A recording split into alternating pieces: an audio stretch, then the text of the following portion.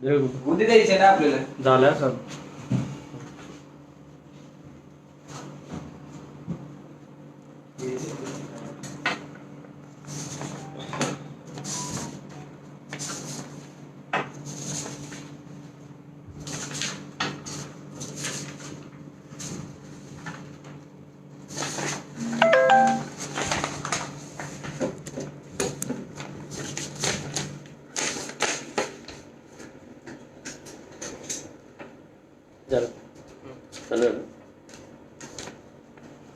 नमस्कार. आपल्याला आठवत असेल 12 तारखेला मी एक फेसबुक लाईव्ह केलं होतं आणि त्या बाबतीत मी माननीय पुण्यनगरीचे महापौर मुरलीधर अण्णा मोहोळ यांना मी एक पत्र दिलं होतं. त्या पत्रामध्ये मी प्रभागातील नागरिकांना वॉर्डस्तरीय निधीमधून धान्य वाटप करण्याबाबत मी अशा प्रकारे त्यांना मी पत्र दिलं होतं. मान्य आयुक्त साहेबांना पत्र दिलं होतं. परंतु या सगळ्या गोष्टी करत असताना काही विषयाच्या अडचणी येत होत्या. याच्यामध्ये विशेषतः हा जो काही धान्य वाटपाचा विषय, नागरिकांना असं वाटते की महानगरपालिकेकडे एवढं मोठं बजेट आहे, महानगरपालिका लगेच का त्याच्यामधून धान्य खरेदी करून नागरिकांना वाटप करू शकत नाही. परंतु याच्यामध्ये सुद्धा कायदेशीर काही अडचणी आहेत. तर ती कायदेशीर अडचण महत्वाची अशी होती की याच्यामध्ये आम्ही महानगरपालिकेच्या माध्यमातून जी विकास कामं होतात, मग त्याच्यामध्ये वीट, वाळू, खडी, सिमेंट, पाणी, ह्या सगळ्या गोष्टींचा आमच्याकडे एक DSR बनवलेला आहे आणि त्या DSR नुसार जे काही खरेदी करता येतं तेच महानगरपालिका कामं करू शकते. परंतु DSRच्या पलीकडे जाऊन जर काही गोष्टी करायच्या असतील तर त्याच्यासाठी माननीय राज्य शासनाची परवानगी त्यासाठी लागते. आणि आमच्या DSR मध्ये अन्नधान्याला कुठेही त्याची किंमत आम्ही ठरवत नाही महानगरपालिका. त्यामुळं जर अशा विषयाला मान्यता घ्यायची असेल तर त्याला मान्यता ही राज्य शासनाची लागते. म्हणून मी माननीय महापौरांना पत्र दिलं होतं की स्टँडिंग कमिटी कॉल करा आणि स्टँडिंग कमिटीमध्ये हा ठराव द्या आणि हा ठराव देऊन हा लगेच तुम्ही पुढं राज्य सरकारकडे पाठवा. राज्य सरकार त्याच्यामध्ये निर्णय घेऊ शकतं, कारण आजची परिस्थिती तशी गंभीर आहे. मग जर असं सांगितल्यानंतर 12 तारखेला हे पत्र दिलं, परंतु 12 तारखेनंतर ना आज जवळजवळ 5-6 दिवस ह्या सगळ्या घटनेला झाले. परंतु 5-6 दिवसामध्ये म्हणावा असा प्रतिसाद या विषयाला मला मिळाला नाही. आणि मग मी शेवटी कालच्याला मी माननीय राजसाहेब ठाकरेंसंग या विषयासंदर्भात बोललो. माननीय राजसाहेबांना मी काल एक मेसेज केला. मला खरंच माझ्या नेत्याचा अभिमान वाटतो की मी राजसाहेबांना एक मेसेज केला की साहेब मला एक महत्त्वाच्या विषयावरती बोलायचं आहे. आणि अगदी 1 ते 2 मिनिटामध्ये मला राजसाहेबांचा फोन आला. राजसाहेब माझ्यासंग बोलले. मी त्यांना ह्या सगळ्या गोष्टी सविस्तर सांगितल्या की आमच्या नगरसेवकांचा जो निधी आहे त्याच्यामधनं आम्ही जर धान्य खरेदी केलं आणि ते महानगरपालिका आणि नगरसेवक यांच्या माध्यमातून जर सामान्य नागरिकांपर्यंत ज्यांच्याकडे रेशनिंग कार्ड आहेत, आता जे राज्य सरकारकडनं धान्य येते, केंद्र सरकारकडनं धान्य येते, हे अन्न सुरक्षा विभागाच्याच लोकांना मिळतंय. परंतु प्रत्यक्षामध्ये याच्यामध्ये अजूनही अडचणी आहेत की आता सरकारने जे धान्य, केंद्र सरकारने जे धान्य घेतलं, केंद्र सरकारकडून राज्य सरकारने जे धान्य खरेदी केलं ते धान्य 20 रुपयांनी खरेदी केलं. म्हणजे या सगळ्या गोष्टीच्या दरम्यान मी राजसाहेबांना या सगळ्या सविस्तर गोष्टी सांगितल्या. आणि या सांगितल्यानंतर राजसाहेब मला म्हटले की मी काय करू सांग. म्हणलं साहेब तुम्ही जर माननीय छगन भुजबळ साहेबांसंग बोललात तर मला वाटतं की याच्यामध्ये, कारण ते आता अन्न पुरवठा मंत्री आहेत, ते याच्यामध्ये मदत करू शकतील. आणि मला खरंच सांगायला मला अभिमान वाटेल की अगदी 1 तासाभराच्या आतमध्ये आणि छगन भुजबळ साहेबांचा मला काल दुपारी 12 वाजता फोन आला. आणि काल दुपारी 12 वाजता मी माननीय छगन भुजबळ साहेबांना सुद्धा सगळ्या परिस्थिती सांगितल्या. त्या दरम्यान माननीय छगन भुजबळ साहेबांसोबत त्यांचे PA सुद्धा कदाचित त्या ठिकाणी असतील. आणि मी जी परिस्थिती साहेबांना फोनवरतून सांगत होतो त्यावेळेस त्यांच्या लक्षात आलं. ते म्हटले की तुम्ही तुमच्या महानगरपालिका लेवलला हा निर्णय घ्या.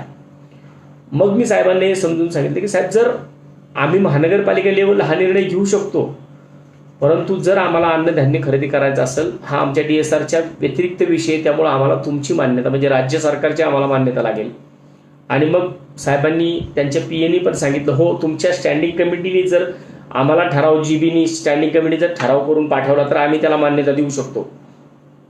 लगेच मला माननीय भुजबळ साहेब बोलले की तुम्हाला आता आमच्या इथला कोण असा माणूस आहे की जो तुमच्या संघ कोऑर्डिनेशन करू शकेल. मग मी त्यांना एक नाव सुचवलं की ते आमच्या हडपसर विधानसभा मतदारसंघाचे आमदार चेतन तुपे साहेब. कारण आत्ता ऑलरेडी चेतन तुपे साहेब हे महाराष्ट्र सरकारमध्ये आमदार आहेत आणि पुणे महानगरपालिकेमध्ये नगरसेवक पण आहेत. आणि मी चेतन तुपेंना हा सगळ्या गोष्टी समजून सांगितल्या. गेल्या 15 वर्षाचा त्यांचा सुद्धा महानगरपालिकेचा अनुभव आहे. ते विरोधी पक्षनेते सुद्धा होते. आणि चेतन तुपे साहेबांनी या सगळा विषय माझा ऐकून घेतला. त्यांना सुद्धा सगळा लगेच विषय लक्षात आला आणि त्यांनी इमिजिएट त्यांच्या पक्षनेत्या, पुणे महानगरपालिकेच्या विद्यमान नगरसेविका, विरोधी पक्षनेत्या दीपालीताई धुमाळ यांना लगेच फोन करून सांगितला. त्यानंतर ते माझे सहकारी मित्र काँग्रेस पक्षाचे गटनेते अरविंद शिंदे यांच्याशी बोलले. त्यानंतरनं ते शिवसेनेचे गटनेते पृथ्वीराजदादा सुतार यांच्याशी सुद्धा बोलले. आणि नंतर आम्ही चौघं परत एकदा बोललो आणि काल रात्री आमचा हा ठराव आजच्या स्टँडिंगला द्यायचा ठरला. आज स्टँडिंग कमिटी कॉल करण्यात आली आणि त्या आजच्या स्टँडिंग कमिटीमध्ये हा ठराव आम्ही दिला. आजच्या स्टँडिंग कमिटीत हा ठराव झाला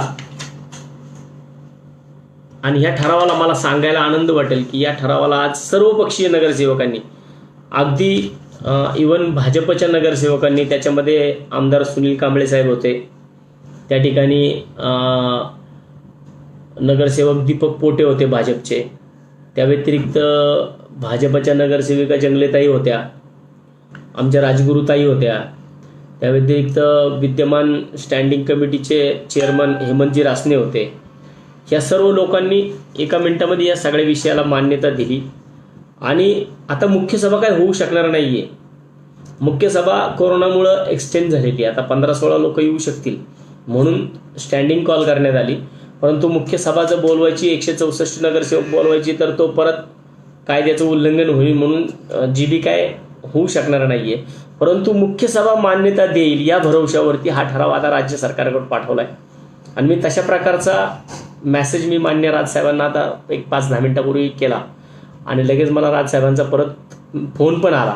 राजसाहेब माझ्या संग आत्ता सुद्धा फोनवरतून बोलले की अजून तुला काय मदत लागली तर सांग, पण सामान्य नागरिकांपर्यंत, गोरगरिबांपर्यंत धान्य पोहोचलं पाहिजे. लोकांना ज्या गोष्टी आवश्यक आहेत त्या गोष्टी मिळाल्या पाहिजेत. आता आम्ही हा ठराव करून तर पाठवलेला आहे. आता राज्य सरकारच्या हातामध्ये या सगळ्या गोष्टी आहेत. आता त्याच्यामध्ये मी दीपालीताईंसंग सुद्धा बोललोय. मी आता चेतन दादांना पण फोन करून त्यांच्या संग सुद्धा बोललोय की पाटील तुम्ही आता ह्या सगळ्या मेल्स मान्य आयुक्त साहेबांकडून घेऊन त्या अन्न पुरवठा विभागाकडे द्या. मी पृथ्वीराज दादाला सुद्धा सांगितलं की तुम्ही CM साहेबांसंग बोला आणि CM साहेबांना सांगून जर रेशन कार्डांच्या दुकानांवरती, रेशनिंग दुकानांवरती जर आपण अवलंबून राहिलो तर सामान्य नागरिकांपर्यंत लॉकडाऊन संपेल तरी सुद्धा आपण धान्य पोचवू शकणार नाही. त्याच्याकरता हा एक अतिशय चांगला मध्यमगती मार्ग आहे की एका दिवसामध्ये नाही म्हटलं तरी आम्ही नगरसेवक, आमचं नेटवर्किंग प्रत्येक प्रभागामध्ये आहे. आम्ही एका नगरसेवकांनी म्हणजे एका प्रभागातल्या 4 नगरसेवकांनी ठरवलं तर आम्ही एका दिवसामध्ये 10,000 लोकांना धान्य देऊ शकतो. परंतु हेच 10,000 लोकांना धान्य द्यायचं असेल तर एक रेशनिंग दुकानवाला रोज 200 लोकांना धान्य देतोय. तो लॉकडाऊन पूर्ण संपल तरी पण 10,000 लोकांपर्यंत तो पोहोचू शकणार नाही. म्हणून हा मध्यम मार्ग मी या ठिकाणी काढला आणि तो अतिशय चांगल्या प्रकारे आज त्याला यश आलंय. मी हे सगळं करत असताना मान्य राजसाहेबांना धन्यवाद देईल. त्यानंतर मान्य अन्न पुरवठा मंत्री छगन भुजबळ साहेब की त्यांनी अतिशय तत्परतेने, राजसाहेबांनी फोन केल्यानंतर लगेच त्यांच्याकडनं सुद्धा मला फोन आला आणि मान्य छगन भुजबळ साहेबांसंग माझं काल जवळजवळ 10 मिनिटं बोलणं झालं. साहेबांनी सगळ्या माझ्या गोष्टी मान्य करून ऐकून घेतल्या.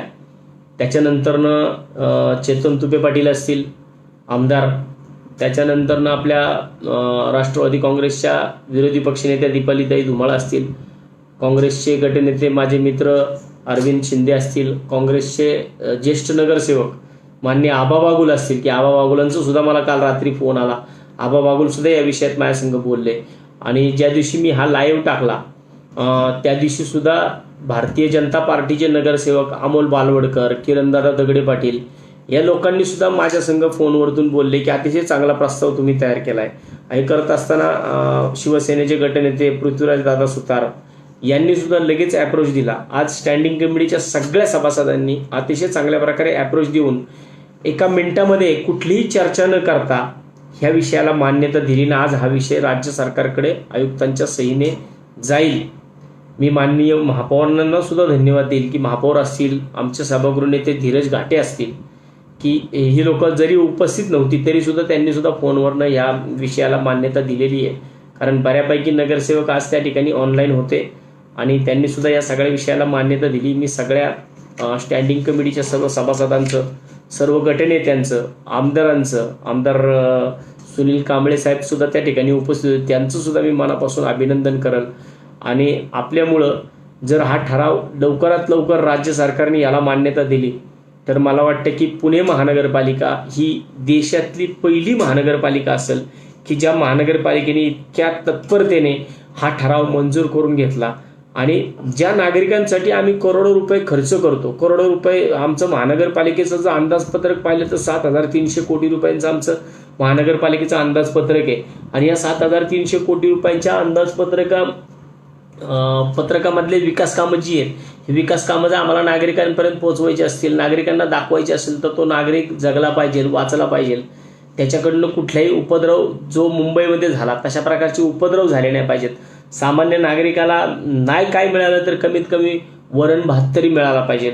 आता जे धान्य काय खरेदी करायचं हे आम्ही त्याच्यामध्ये सांगितलेलं आहे की जास्त काही न करता जास्तीत जास्त लोकांपर्यंत पोहोचवायचं असेल तर त्याच्यामध्ये तांदूळ आणि डाळ ह्या गोष्टी तरी आपल्याला खरेदी करता आल्या पाहिजेत आणि त्या खरेदी करून सामान्य नागरिकांपर्यंत पोहोचवता आल्या पाहिजेत. नगरसेवकांना एक चांगली संधी या माध्यमातून मिळू शकते.